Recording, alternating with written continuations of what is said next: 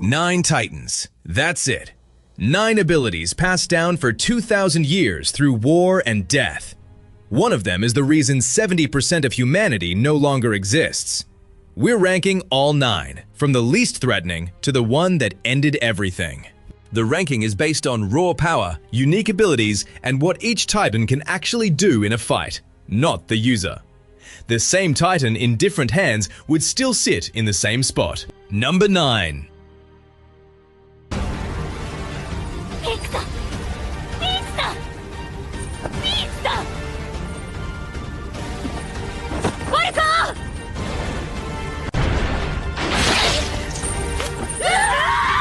The Cart Titan doesn't get much respect. It walks on all fours, and it's the only one of the 9 that stays in quadruped form permanently. Peak held that form for 2 straight months without shifting back. Most shifters burn out in hours. The Cart is built for endurance, for carrying artillery, for staying on the battlefield long after everyone else has gone down. In terms of raw force, it can't compete, but nobody else does what it does. In a straight fight, the Cart loses. It's not here to win battles alone. It's a platform, a weapon carrier, a Titan that wins through positioning and survivability, not force. That's useful. That's strategically important, but it's not the kind of Titan that changes a battle just by showing up.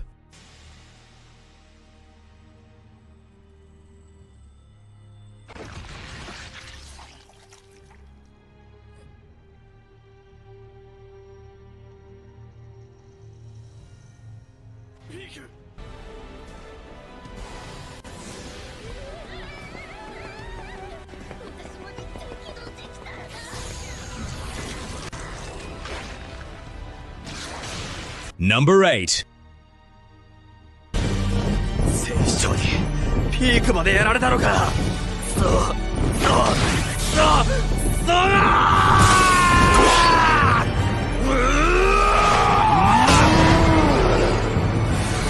The Jaw Titan is the fastest of the 9. Absurdly fast. It moves more like a wild animal than a person, and those jaws can bite through hardening, through Titan crystal, through things that shouldn't be crackable.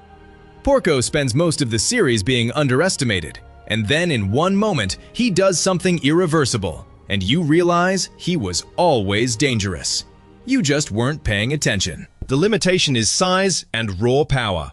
The jaw hits hard and fast, but it can be overwhelmed by brute force. Reiner could hold it. Eren eventually used Porco like a tool to crack the Warhammer's crystal. It's devastating in the right situation, but it can't hold a battlefield the way the Titans above it can.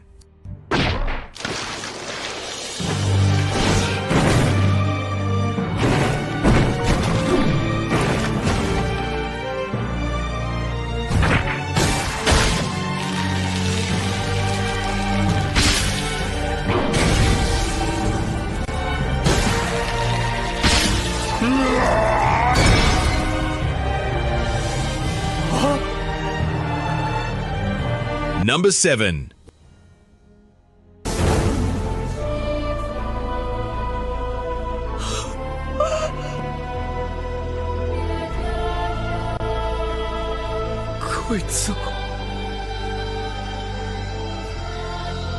Annie's Titan is the one that makes you nervous, not because of size, because of the combination. The female Titan can harden any part of its body mid-fight, crystallize an arm, a fist, a foot, and it can scream to attract pure Titans as backup. Direct combat ability plus the ability to call in reinforcements. That's not one threat, that's 2. Annie also trained every single Survey Corps member in hand-to-hand combat before any of them knew what she was. The people hunting her learned how to fight from her. That forest chase? Levi cutting through Titans to reach her while she just keeps running. That's not a Titan losing. That's a Titan choosing when to stop.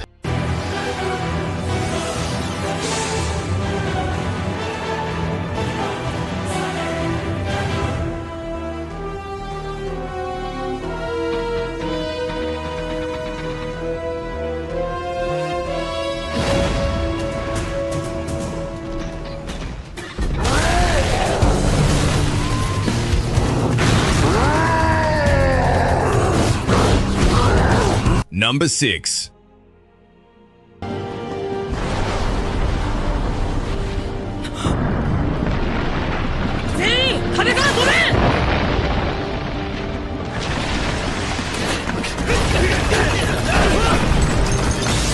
"60 meters tall. The Colossus is the biggest of the 9 by a massive margin. And when Berthold transforms, it's not just the scale. The transformation releases a shockwave and burst of heat that vaporizes everything nearby. The first time it appeared, it knocked down Wall Maria's gate without even touching it. Just the transformation alone. The problem is mobility. At 60 meters, the Colossus moves slow, and Berthold is exposed in the nape like any other Titan. Levi reached him. Armin reached him. Armin eventually figured out that just staying as steam and refusing to move was more effective than fighting. The power is overwhelming. Using it is the hard part. だって世界はこんなにも残酷じゃないか。飛び上がったぞ。まさか。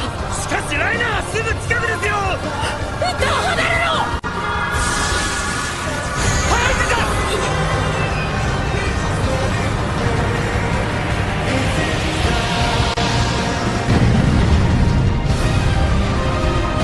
Number 5.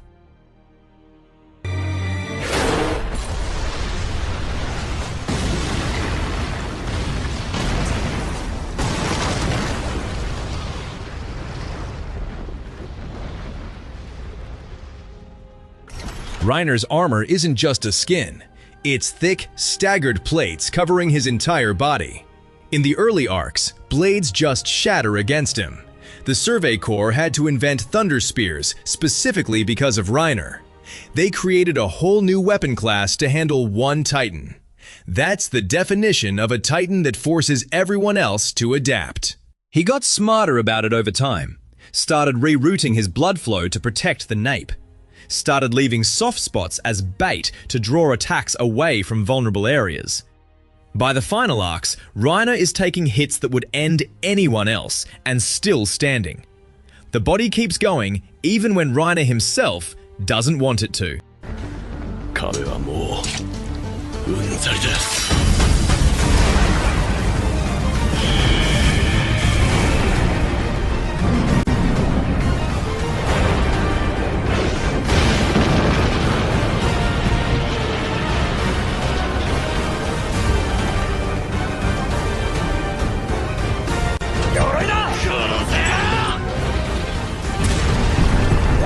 Number 4.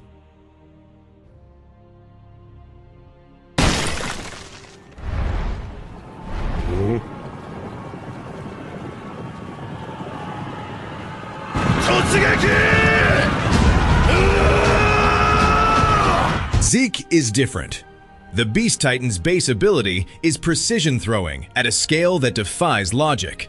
Boulders, ship parts, anything he picks up gets launched at ballistic speed with terrifying accuracy. But that's not the real power. Zeke has royal blood. His spinal fluid converts people into Titans on command. No scream required. That's not a combat ability. That's a weapon of mass conversion. That night on the wall, Zeke threw rocks into the Survey Corps and erased them. Erwin's plan wasn't to beat Zeke. It was to survive long enough to get Levi close.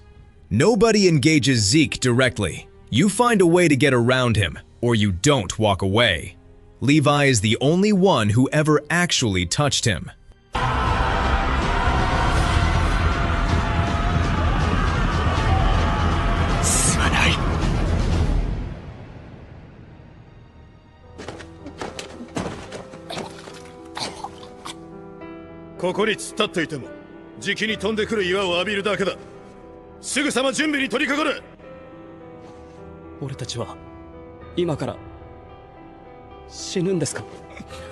Number 3.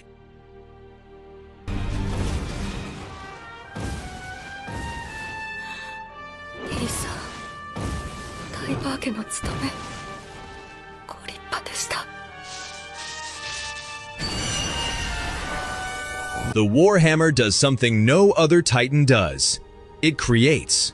Hardened weapons, spikes, walls, entire structures. All crystallized Titan flesh formed in seconds. And the user doesn't have to be in the nape.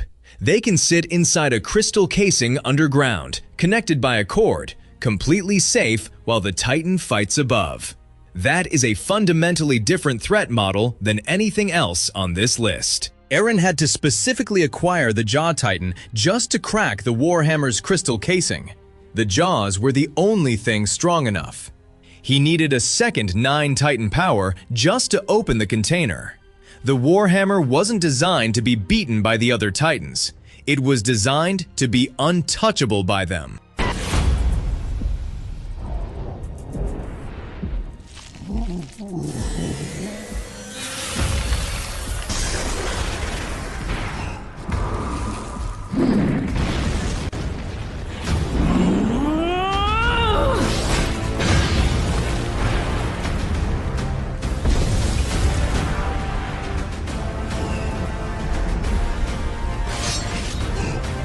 Number 2. 聞こえますか？巨人の体から出てきてください。室内に身を隠し、潜水の力で地下から逃げるのです。このまま戦っても分が悪い。 The Attack Titan's power isn't immediately obvious. It can receive memories, not just from past users, but from future ones. A future inheritor can send visions backward through time to a past holder. Eren was seeing years ahead because of this. He knew outcomes. He was navigating toward them.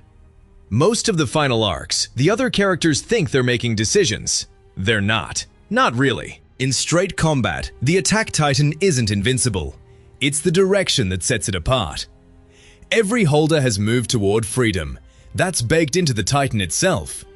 And in Eren's case, the destination was everything. The ability to receive memories from the future meant he wasn't guessing. He already knew what he was going to do.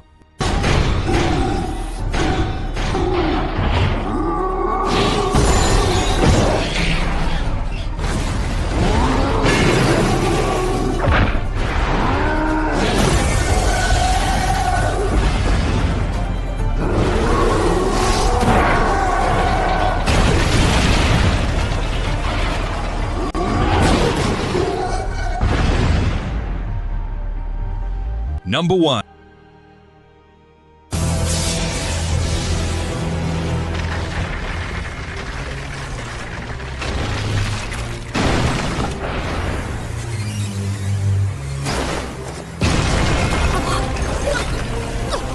The Founding Titan controls all Titans, not just the 9. Every mindless one outside the walls, every shifter, every subject of Ymir, all connected to the Founding.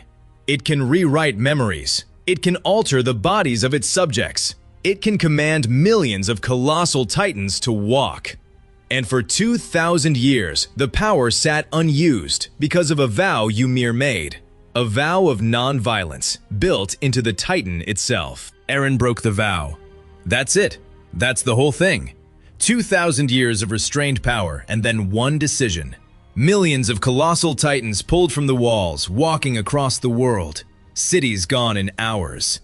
Nothing could stop it once it started. There is no counter to the Founding Titan at full power. There never was. やったんだ。エレンが。聞こえない。僕たちが勝った。ねえ、エレンが始祖を掌握した。真っ先に地だらしを発動したなら、それはきっとエレンの意志だ。このまま周りにどこどこ集ってる連合軍を潰すつもりなんだよ。エレンは味方だ。そうに決まってる。9 Titans, all of them inherited through trauma, all of them eventually reclaimed by the Earth. If you want to see another ranking like this, drop it in the comments.